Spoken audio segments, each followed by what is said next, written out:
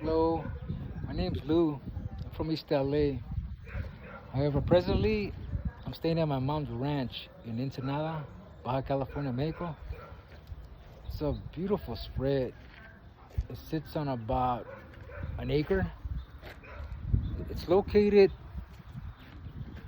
in a well known tourist area, El Valle de Guadalupe. Guadalupe is in reference to La Virgen de Guadalupe. In English translation, the Virgin of Guadalupe. Or if you prefer, the Virgin Mary of Guadalupe. According to legend, the Virgin Mary appeared to an indigenous man by the name of Juan Diego, I believe. You can fact check me on that. Nevertheless, if you have never seen an image of La Virgen de Guadalupe, we just happen to have one here. Go figure. This mirror was painted by my sister-in-law, Melody Bencourt. Very talented artist. Also, the ranch butts up against a highway known as La Ruta del Vino, or if you prefer, the route of the wine. This is wine country. And according to my research, one of the reasons they named this area El Valle de Guadalupe is due to its fertile soil. According to the inhabitants here, everyone who lives here has a green thumb because no matter what they plant, it grows. So there has to be some kind of divine intervention, right? Makes sense to me. Nevertheless, I've probably visited here 4 times over the last 6, 7 years, and every time I visit,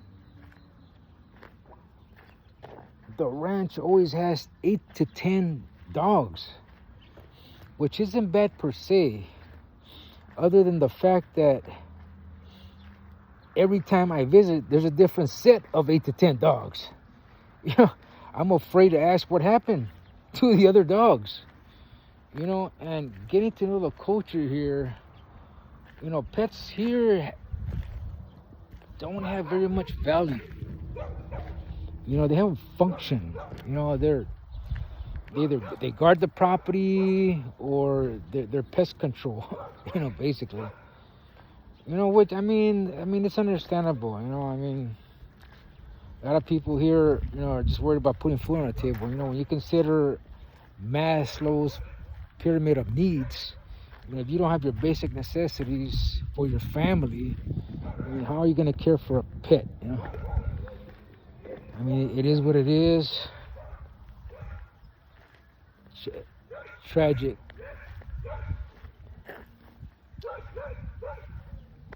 The first time I visited here, my mother had 8 dogs and 3 puppies.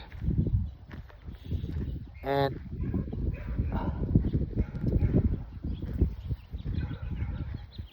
I was told that the puppies were found under a bridge. Basically left her to die. You know, they're only about 2 to 3 weeks old.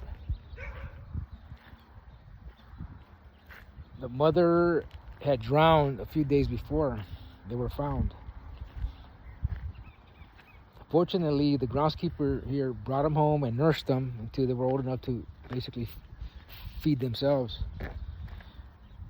And like I said, after getting to know the culture here, I was adamant that I wasn't gonna leave those puppies here. So I started to plot and plan and research. How can I get these puppies across? And I'm gonna save that story for another day. It was quite an experience. Luckily, at the time,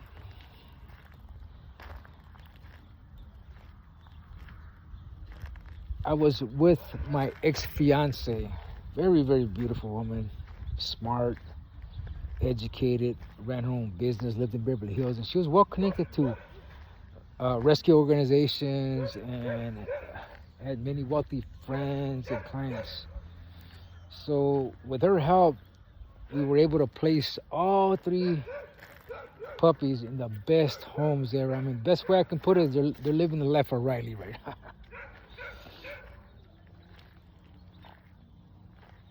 And arriving here this last time, I've been here about 2 months. I found 2 adult dogs, Blackie and Wera. And Wera had just given birth to a litter of 7 puppies. I was like, oh my, this is deja vu all over again. You know what I mean? Like, oh, what am I gonna do? I just can't turn a blind eye. I just can't. I have to somehow rescue these puppies. Luckily, my ex-fiance is still there for me. I got the idea of maybe giving these puppies a little obedience training, you know, teaching them a few tricks, which could possibly make them more appealing and give them more value here with the right family that will give them a good home and care for them. I mean, I'm hoping, since I do have a little dog service training experience. Let me introduce you to these beautiful creatures. Oh my God. Hey puppies. Hey puppies. Hey puppies. Hey puppies. We were missing 3.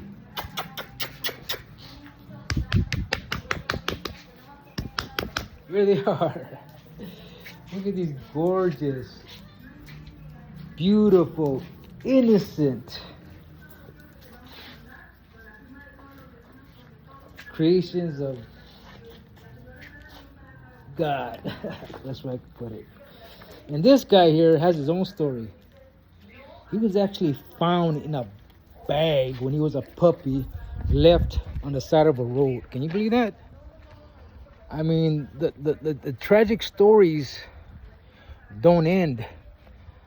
As a matter of fact, these puppies lost their mother, Wera. Get this.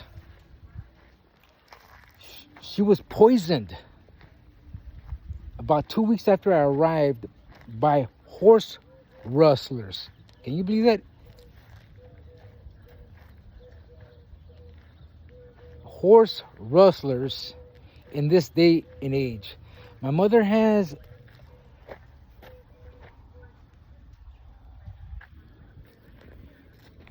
a property line that butts up against an olive grove that runs for miles. And in that olive grove, horses and cows run free. And one night, the night before Wera disappeared, there was unusual noises and commotion coming from the olive grove. She was barking, and I heard horses braying.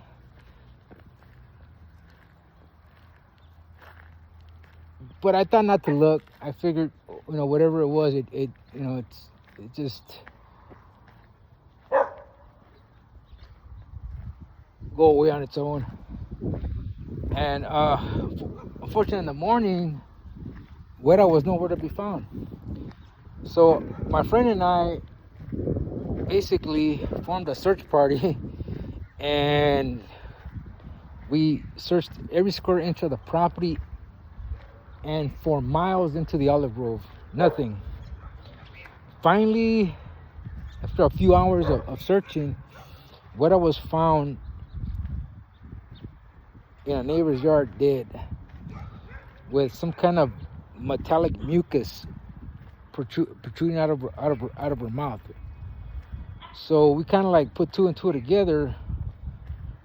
Yeah, these guys back here who were up to no good probably poisoned her because she was making too much noise. The neighbor did confirm that a couple of horses were missing from that night. So all we did was connect the dots, and it kind of made logical sense. Tragic. But those stories here are common, especially when it comes to animals. It's like, oh well, they're lucky that they got a roof over their head and they eat something. You know, forget about the love and affection.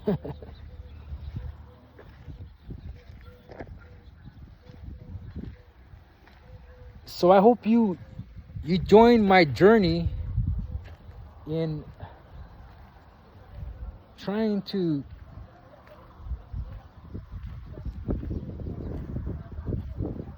form a path for all these puppies to find a good home and live the best life ever. You know, if I don't speak up for them now, who's going to? You know, I just can't turn a blind eye. I'm sorry. Please stay tuned for part 2. Have a good night.